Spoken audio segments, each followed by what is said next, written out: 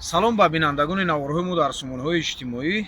Ҳамон гуна ки медонем чанд рӯзи ахир Русия болои Украина ҳамла кард ва дар ин маврид чун ман як пост дар фейсбук мондам, мутаассифона баъзеҳо маро намедонам лаънатию ким чӯе дигар гуфта таъқир карданд, дар ҳоле ки ман на аз амрико дар ин баҳс ҷонибдорӣ кардам ва на аз Зеленский ҷонибдорӣ кардам. Фақат ҳимояти ман аз он буд, аз мардуми мазлуми Украина буд ва як пости зидди ҷангӣ буд. Яъне ман муқобили ҷанг дар ҳар кишвари дунё ҳастам. Мане ки ҷангро бо чашми худам дидам, мане ки азоби гуруснагиро кашидам, намехоҳам ки дар ҳеҷ гӯшаи дунё ҷанг ва хунрезӣ ва ғосибӣ бошад. Ҳамон гунае ки чандин сол ман амрикоро барои ҳамла карданаш ба кишварҳои шарқӣ ва мусалмонӣ ки миллионҳо нафара кушт, хуб зидди амрико, зидди ғасбу қатлу кушторҳои амрико дар кишварҳои ховари миёна ва махсусан мусалмонӣ мақолаҳову наворҳо кардам.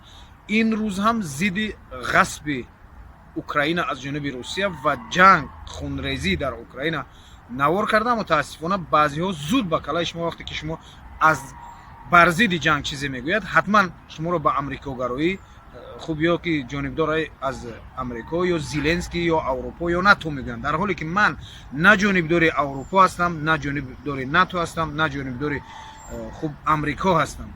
Ман муқобили ҷанг дар ҳар кишвари дунё ҳастам ки ин дардҳоро мо дар кишвари худамон дидем. Яъне мо шоҳиди ин чизҳо ҳастем, шоҳиди гуруснагиҳо ҳастем, шоҳиди талх будану сӯзу гудоз доштани ҷанг ҳастем. маҳкум кардани мо ҳам фақат маҳкум кардани ҷанг аст. ине ки Русия болои Украина ҳамла кард ва мардумро кушт, ин бояд маҳкум шавад.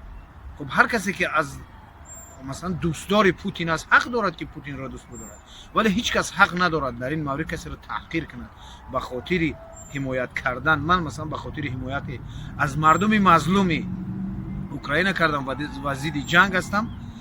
ҳеҷ кас ҳақ надорад ки барои ин маро намедонам лаънатию ким чӯи дигар бигӯяд, дар ҳоле ки ҳамарӯза муҳоҷирон аз Русия менависанд ки дар Русия рӯз то рӯз вазъияти онҳоро мақомоти Русия бад карда истодааст. вале имрӯз ҳам онҳое ки аз Путин ҷонибдорӣ мекунанд, хуб бигзор ҷонибдорӣ кунанд, вале ҳақ надоред шумо ба хотири Путин як ҳаммиллати худро таҳқир кунед. чун боз мегӯм ки ҳимояти мо маҳкумияти ҷанг аст. мо аз маҳкум кардани ҷанг ҳимоят мекунем дар ҳар гӯшаи дунё ҳам ки бошад. вагарна мо на ҷонибдори амрико ҳастем, на ҷонибдори НАТО ҳастем, на ҷонибдори Аврупо. мо ҷонибдори сулҳу салоҳ дар дунё ва Тоҷикистон ҳастем. худо нигаҳбонатон. наворҳои моро ҳатман пайгирӣ намоед. ки Украина ва ё Русия, ман мехоҳам бигӯям ки чунин интихобе вуҷуд надорад. байни ҷанг ва сулҳ интихоб вуҷуд надорад. байни ҷанг ва сулҳ интихоб ҳамеша сулҳ аст ва ман ҳамеша аз сулҳ ҳимоят мекунам, ба сулҳ талқин мекунам, ҷонибҳоро даъват мекунам ки гуфтугӯ, муколама беҳтар аст аз хунрезӣ ва ҷанг. ва таърих исбот мекунад ки ҳеҷ як муноқиша, ҳеҷ як даргирии мусаллаҳона боиси ҳалли масоил нашудааст. ва худо кунад ки ин ду кишвари дӯсту бародар, ки ман воқеан фикр мекунам ки ду кишвари дӯсту бародар ҳастанд, умумиятҳои зиёди таърихӣ, фарҳангӣ, қавмӣ доранд ва худо кунад ки ба зудӣ ба созиш. дар ин мавқеъ ман ҷонибдор ё ба таъбири дигар ҳамдард бо мардуми мазлуми Украина ҳастам ки гирифтори қудратхоҳӣ ё қудратнамоии тахайюлии ҷаноби Путин шуданд ва воқеан ҳамосае ки ин мардум офарид барои ҳимоят аз марзу буму аз номусу сарзамини худшон, ин қобили ситоиш ва қобили қадрдонӣ аст.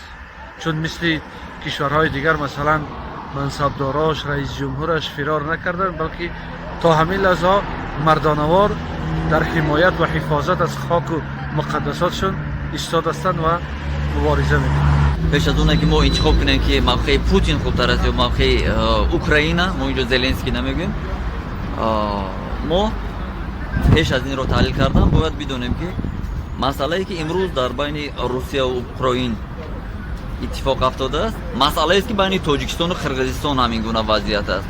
шумо мехоҳед ки ҳамин ҳолате ки имрӯз дар сарҳад байни ҷумҳурии тоҷикистон аст ва ҷумҳурии қирғизистон аст ба ҳамин шакл бимонад, бидуни низоъ кор ҳал шавад? Мешавад? дар гумон аст, чун солиёни зиёд ҳал нашуд ва нахоҳад шуд. Таърихи Россияро бори хубтар бидонед. Киевская Рус мегуфтанд.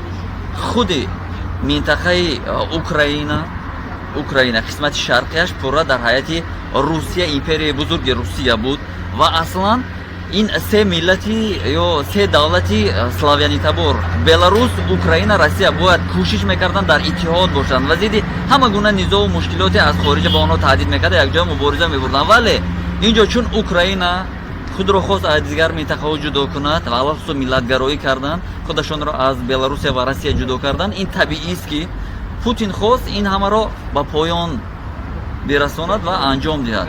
имрӯз Путин мавқеи сиёсии давлати худро ҳимоят карда. ба ҳама аблаҳизме ки Путин имрӯз дар сиёсати байналмилалӣ кардест аст, мутаассифона гоҳу сиёсатҳои бузург ва давлатҳои абарқудрат дар таърихи чанд ҳазор сола инсоният ҳамин корро карданд. Империя мехоҳӣ буданд, бояд ҳамла кунӣ. Империя мехоҳӣ буданд, бояд худата ҳимоя кунӣ. Империя мехоҳӣ буданд, бояд замин ғасб кунӣ. мутаассифона ман ҳаққу ноҳақ намебинам дар ин ҷангҳои байналмилалӣ. меарзад ки ба хотири империя хуни чанд каси дигара бурезад? хуни рехтани ҷони ҳатто як ҷонвар, ҳатто як ҳайвона ман ҳеҷ вақт ҷонибдорӣ намекунам. бо инсон як тараф истад. вале мутаассифона воқеиятҳо ҳамин гуна аст, чӣ кор кунам?